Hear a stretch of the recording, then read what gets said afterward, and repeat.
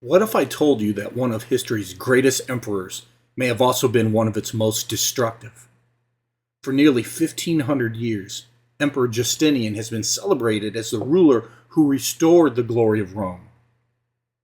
Under his leadership, the Byzantine Empire reconquered vast territories, built some of history's greatest architectural wonders, and established a legal code that still influences the modern world. But what if those spectacular achievements came at a hidden cost? What if Justinian's greatest victories planted the very seeds of Byzantium's eventual collapse? Today, we're exploring the remarkable story of the emperor who may have accidentally destroyed the empire he desperately tried to save.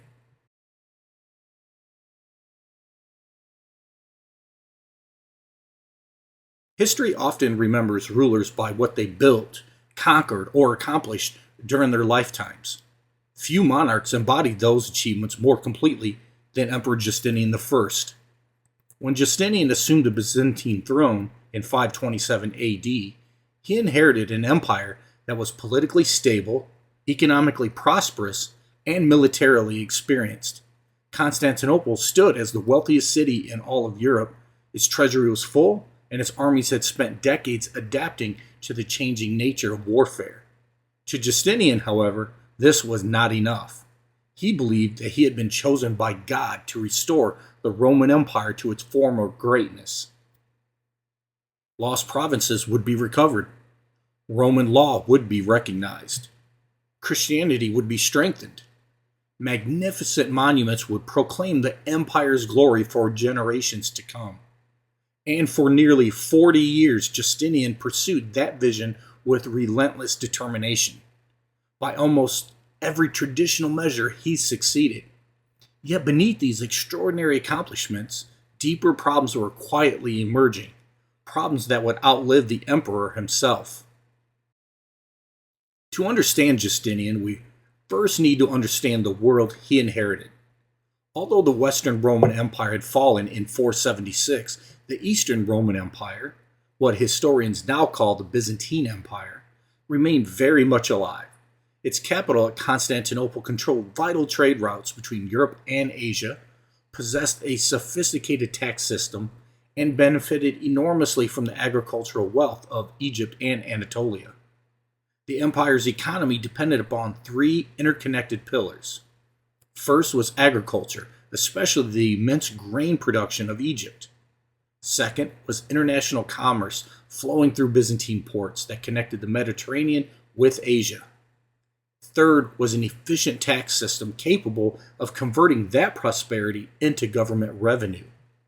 Together, these institutions produced one of the strongest economies in the medieval world. The Byzantine military had evolved as well. Rather than relying solely upon heavy infantry like ancient Rome, Byzantine armies increasingly emphasized mobility, combining armored cavalry, mounted archers, and regional field armies that could respond rapidly to threats across an enormous frontier. When Justinian became emperor, he inherited an empire uniquely positioned for greatness. Unfortunately, he also inherited something else, an impossible dream. Justinian believed that Rome could be rebuilt, not symbolically, literally. Italy, North Africa, and every province once governed by Rome should, in his mind, once again answer to Constantinople. It was an inspiring vision. It would also become one of history's most expensive ambitions. To carry out his vision, Justinian launched one of the most ambitious building and military programs in Roman history. He ordered the reconstruction of Constantinople after the devastating Nika riots. The magnificent Hagia Sophia rose under his direction. His legal reforms produced what became known as the Corpus Juris Civilis, a body of law whose influence extended well beyond Byzantium and into modern Europe. Meanwhile, his brilliant general, Belisarius, achieved stunning victories. In 530, Byzantine forces defeated the Persians at Dara. Only a few years later, Belisarius crossed into North Africa and destroyed the Vandal kingdom. Soon afterward, Byzantine armies invaded Italy itself, reclaiming Rome and much of the peninsula from the Ostrogoths. From the perspective of Justinian's contemporaries, these victories appeared to confirm that the Roman Empire had truly returned. But every triumph demanded enormous resources. Armies required constant reinforcement. Fleets had to transport thousands of soldiers across the Mediterranean. Fortifications demanded repair. Cities devastated by war required rebuilding. At the same time, Justinian invested staggering sums into construction projects throughout the empire. According to contemporary critics, even the immense treasury inherited from earlier emperors began to disappear under the weight of these combined expenses. The emperor had restored Rome's borders, but he had also stretched Byzantium's finances, manpower, and military commitments farther than ever before. Unfortunately for Justinian, history was about to become even less forgiving. Beginning in the 530s, a series of disasters struck the empire in rapid succession. Powerful earthquakes devastated major cities. Unusual climatic changes damaged agricultural production. Then came one of the deadliest pandemics in human history. The Justinian plague swept through Constantinople and much of the empire beginning in 541. Contemporary accounts describe thousands dying each day.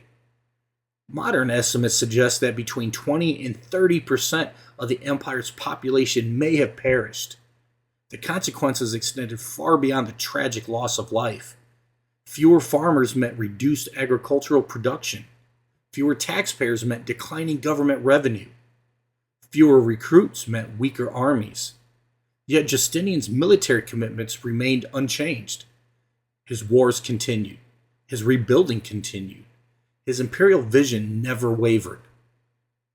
By the time Justinian died in 565, Byzantium remained geographically larger than it had been for centuries. But appearances can be deceiving. Much of Italy had been devastated after decades of warfare, limiting its economic value. The treasury had been severely depleted. The population had been reduced by plague. The army was increasingly stretched across multiple distant frontiers. Within only a few generations, the empire would face a new and remarkably dynamic opponent: the rapidly expanding Islamic armies. Unlike Justinian's exhausted empire, these new enemies possessed momentum, manpower, and strategic flexibility. Province after province, including Egypt itself, would eventually be lost. Ironically, many of the resources Justinian had spent decades acquiring proved impossible for his successors to defend. Was Justinian responsible for the eventual fall of Byzantium? Not entirely. No single ruler can explain the collapse of an empire that survived nearly 900 years after his death. Natural disasters, plague, new enemies, changing technologies, and countless later decisions all shaped Byzantium's future. Yet Justinian undeniably transformed the empire. His conquests dramatically expanded its borders. His legal reforms influenced civilizations for centuries. His buildings remain among history's greatest architectural achievements. But those same accomplishments demanded extraordinary expenditures of wealth, manpower, and military resources, costs that future emperors increasingly struggled to sustain. Perhaps that is Justinian's greatest historical irony.